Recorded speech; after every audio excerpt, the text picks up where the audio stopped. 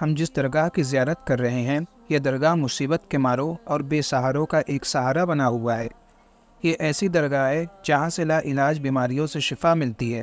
بھوت پریت جادو ٹونا میں مبتلا شخص کو اس درگاہ سے چھٹکارا حاصل ہوتا ہے۔ جی ہاں ناظرین، السلام علیکم ورحمۃ اللہ وبرکاتہ۔ ان ولی اللہ کے بارے میں پوری معلومات حاصل کرنے کے لیے ویڈیو کو آخر تک دیکھیں اور ویڈیو پسند آئے تو لائک، شیئر، سبسکرائب بھی کر دیں۔ آپ رحمۃ اللہ علیہ کا نام درویش کامل حاجی الحرمین حضرت محمد قطب الدین عرف قطب علی شاہ بنارسی رحمۃ اللہ علیہ آپ اعظم گڑھ نانداؤں کے رہنے والے تھے۔ بعد میں بنارس آئے اور مستقل طور پر یہاں سکونت پذیر ہو گئے۔ آپ مشہور بزرگ حضرت محبوب شاہ بیابانی رحمۃ اللہ علیہ کی اولاد سے ہیں۔ فطری طور پر زاہدانہ طبیعت کے مالک تھے۔ بچپن ہی سے آپ چلے اور مجاہدے کرنے لگے تھے۔ اس وقت کے کچھ بزرگوں نے آپ کے تعلق سے پیشن گوئی کی کہ یہ بچہ مستقبل میں درجہ قطبیت پر فائز ہوگا۔ قطب علی شاہ حضرت صابر علی شاہ رحمۃ اللہ علیہ کے مرید و خلیفہ تھے۔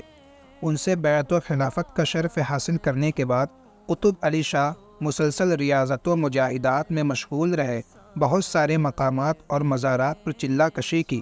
آپ نے جن مقامات اور مزارات پر چلہ کشی کی ان کے چند نام یہ ہے: اجمیر شریف میں پہاڑ کے اوپر، دہلی میں حضرت قطب الدین بختیار کاکی رحمۃ اللہ علیہ کے مزار پر، مرزا پور بکوا میں ایک پہاڑ کے اوپر حجرہ بنا کر جس پہاڑ سے پانی کا چشمہ بہتا تھا، حضرت چراغ ہند سہروردی رحمۃ اللہ علیہ کی خانقاہ میں، چنار شریف میں حضرت قاسم شاہ سلیمانی رحمۃ اللہ علیہ کے روضہ اطہر پر، مخدوم بہار حضرت شرف الدین احمد یحییٰ منیری رحمۃ اللہ علیہ کے مزار مبارک پر، اجودھیا میں حضرت شیش علیہ السلام کے مزار پر، چکیا کے جنگل میں جہاں کافی شیر رہتے تھے، آپ ان شیروں کے درمیان رہ کر عبادت کیا کرتے تھے، لیکن کوئی شیر آپ کو کسی قسم کا نقصان نہیں پہنچاتا تھا۔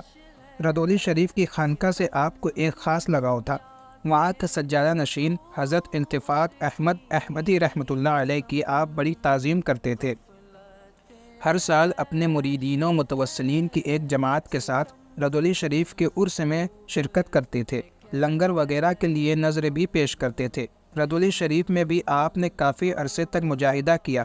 جب حضرت قطب علی شاہ حضرت مخدوم بہار کے مزار مبارک پر چلہ کش تھے، کچھ کھاتے پیتے نہ تھے، نہ کھانے پینے کی کوئی چیز اپنے پاس رکھتے تھے۔ اسی حالت میں 11 روز گزر گئے۔ جب 12واں دن آیا تو آپ کے پاس ایک مہمان آ گیا۔ آپ کو تشویش ہوئی کہ مہمان نوازی کا حق کیسے ادا کروں۔ اسی فکر میں جنگل کی طرف روانہ ہو گئے اور جنگل کی تنہائی میں دعا کی کہ اے پروردگار، جب تک میں تنہا تھا کوئی بات نہ تھی، لیکن اب ایک مہمان آ گیا ہے، تو ہی لاج رکھنے والا ہے۔ پھر شام کے وقت جنگل سے واپس ہوئے۔ جب عشاء کا وقت ہوا تو ایک بزرگ ایک تشت میں کھانا لے کر تشریف لائے۔ حضرت قطب علی شاہ رحمۃ اللہ علیہ نے پوچھا، آپ کون ہے؟ اس بزرگ نے جواب دیا، تیرے دادا آدم نے بھیجا ہے اور میرا نام الیاس ہے۔ ایک مرتبہ بنارس کے مہاراجا نے آپ سے ملاقات کرنی چاہی۔ آپ نے فرمایا، راجا چاہے تو آ کر ملاقات کر لے، لیکن اس کے لیے چند شرطیں ہیں۔ پہلا، میں ان کی تعظیم نہ کروں گا۔ دوسرا، میں جس چٹائی پر بیٹھتا ہوں وہ بھی اسی چٹائی پر بیٹھیں گے۔ اور تیسرا، نہ وہ مجھے کچھ دیں گے نہ مجھ سے کچھ مانگیں گے۔ اگر راجا کو یہ شرطیں منظور ہیں تو ٹھیک، ورنہ ملاقات نہیں ہو سکتی۔ راجا کیونکہ آپ سے سچی عقیدت رکھتا تھا، اس لیے اس نے یہ شرطیں مان لی اور ملاقات کے لیے آپ کی بارگاہ میں حاضر ہوا۔ ایک مرتبہ کا واقعہ ہے کہ بنارس کے مہاراجا اپنے برہمن وزیر کے ساتھ آپ کی بارگاہ میں حاضر ہوا۔ اس وقت یہ دونوں اولاد سے محروم تھے۔ راجا نے آپ سے فرمایا کہ بابا، اب تک میں اولاد سے محروم ہوں، آپ میرے حق میں اولاد کے لیے دعا کر دے۔ آپ نے اس سے کہا، جائیے ناشاندی سے پانی لے کر میرے مرشد حضرت سید صابر علی شاہ رحمۃ اللہ علیہ کے مزار کو دھوئیے، اس کے بعد میرے پاس آئیے۔ راجا حسب حکم ناشاندی سے پانی لے کر حضرت صابر علی شاہ رحمۃ اللہ علیہ کے مزار پر حاضر ہوا۔ ساتھ میں وزیر بھی تھا۔ جب مزار کو دھونے کی باری آئی تو وزیر نے چالاکی کی اور راجا سے بولا، مہاراج، میرے ہوتے ہوئے آپ دھوئیں، یہ کیسے ہو سکتا ہے؟ لائیے میں دھو دیتا ہوں۔ راجا نے کہا، ٹھیک ہے، آپ ہی دھو دیجیے۔ اس کے بعد وزیر نے مزار کو دھویا، پھر حضرت قطب علی شاہ رحمۃ اللہ علیہ کے پاس حاضر ہو گیا اور بولا کہ حضرت، مزار میں نے دھویا ہے۔ یہ سن کر حضرت قطب علی شاہ نے تبسم کیا اور فرمایا کہ آیا تھا رجوع اور لے گیا وزیروا۔ اس واقعے کے بعد وزیر کے یہاں 2 بچوں کی پیدائش ہوئی اور راجہ بیچارہ محروم رہ گیا۔ حضرت قطب علی شاہ بنارسی رحمۃ اللہ علیہ اپنے وقت میں مشہور زمانہ بزرگ اور پیر طریقت تھے۔ کثرت کے ساتھ لوگ ان سے بیعت تھے۔ ان کے مریدین کی تعداد 1.25 لاکھ بتائی جاتی ہے۔ تبلیغ دین اور اپنے سلسلے کی اشاعت کے لیے اکثر آپ سیر و سیاحت پر نکل جاتے تھے۔ ساتھ میں مریدین و متوسلین کی بھی ایک جماعت ہوتی۔ دوران سیاحت آپ ان کی تربیت کرتے اور ان سے مجاہدات کراتے۔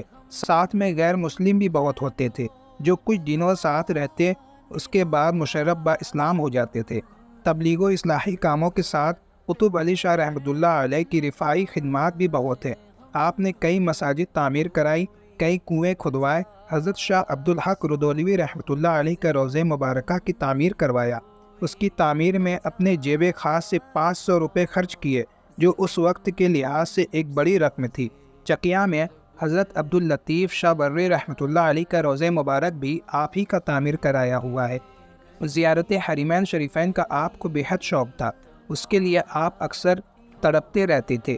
جب موقع ملتا رخت سفر باندھتے اور حج بیت اللہ کے لیے نکل پڑتے۔ 3 مرتبہ آپ نے پیدل حج کیا، سواریوں کے ساتھ بھی کئی حج کیے۔